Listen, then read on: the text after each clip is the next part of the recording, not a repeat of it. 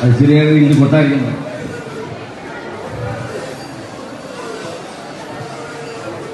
ഏവർക്കും എൻ്റെ വിനീതമായ നമസ്കാരം.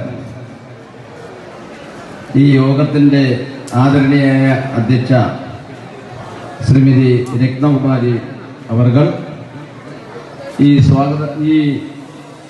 യോഗത്തിന് സ്വാഗതം ആശംസിച്ച എൻ്റെ പ്രിയപ്പെട്ട അനുജൻ ഹരികുമാർ അവർകൾ, ഈ യോഗം ഔപചാരികമായി ഉദ്ഘാടനം ചെയ്ത എൻ്റെ പ്രിയ സഹോദരൻ വിനായക അജിത് കുമാർ അവർകൾ, മുഖ്യ അതിഥിയായി ഇവിടെ എത്തിയ VS സന്തോഷ് കുമാർ അവർകൾ, വേദിയിലും സദസ്സിലുമുള്ള വിശിഷ്ട വ്യക്തിത്വങ്ങളെ, സ്നേഹം നിറഞ്ഞ നാട്ടുകാരെ, സഹോദരി സഹോദരങ്ങളെ,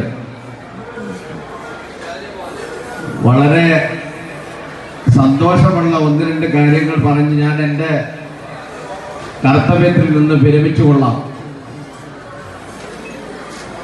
ഏകദേശം നൂറ്റാണ്ടുകളുടെ പാരമ്പര്യമുള്ള മതസൗഹാർദ്ദത്തിന്റെ വിളതലം എന്ന് നമുക്ക്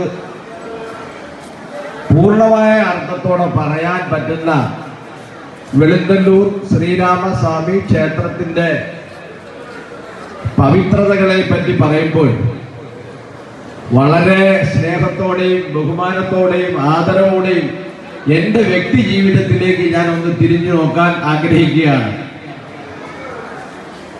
ഏകദേശം ഇന്ന് എനിക്ക് 65 വയസ്സ് പ്രായമുണ്ട്. എനിക്ക് 65 വയസ്സ് പ്രായമുള്ളപ്പോൾ 5 വയസ്സുള്ള ഒരു മകനായ ഞാൻ എൻ്റെ അച്ഛൻ്റെ കൈ പിടിച്ചുകൊണ്ട്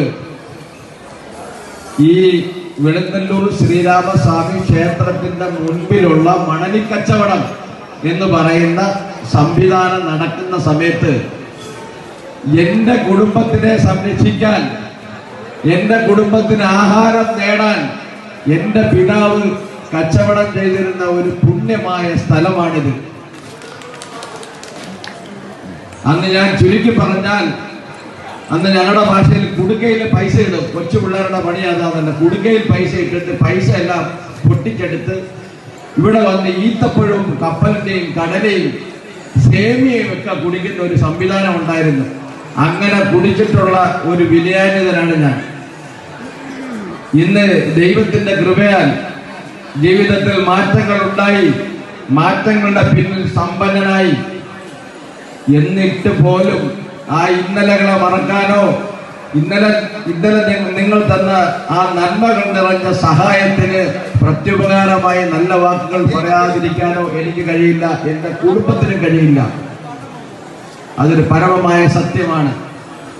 അന്നും ഇന്നും എനിക്ക് ഓർമ്മയായ കാലം മുതൽ ഞാൻ കണ്ടുവരുന്ന പവിത്രതയുള്ളൊരു കാര്യം, കൊല്ലം ജില്ലയിൽ നമുക്ക് വളരെ ശ്ലാഘനീയമായി എടുത്തു പറയാൻ പറ്റുന്ന ഒരു അമ്പലമാണ്.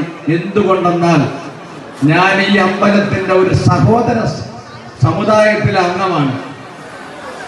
എല്ലാ മതങ്ങളെയും സ്നേഹിക്കാനും ബഹുമാനിക്കാനും ആദരിക്കാനും കഴിയുന്ന ഒരു സന്മനസ്സുള്ള ഒരു ഭരണ സംവിധാനവും അതിനെ ആർജവത്തോടെ നയിക്കാനുള്ളൊരു സ്നേഹം നിറഞ്ഞ കഴിവുറ്റ ഭരണകർത്താക്കളും കാലാകാലങ്ങളിൽ ഇവിടെ ഉണ്ടായിട്ടുണ്ട്.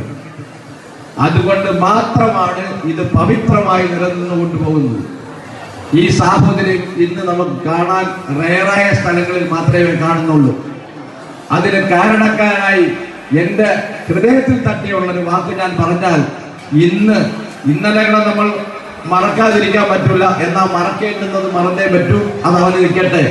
ഇന്ന് ഈ ക്ഷേത്രോപദേശക സമിതിയിലെ അംഗമായി പ്രവർത്തിക്കുന്ന ശ്രീ ഹരികുമാർ പേരെടുത്ത് പരാമർശിച്ചതുകൊണ്ട്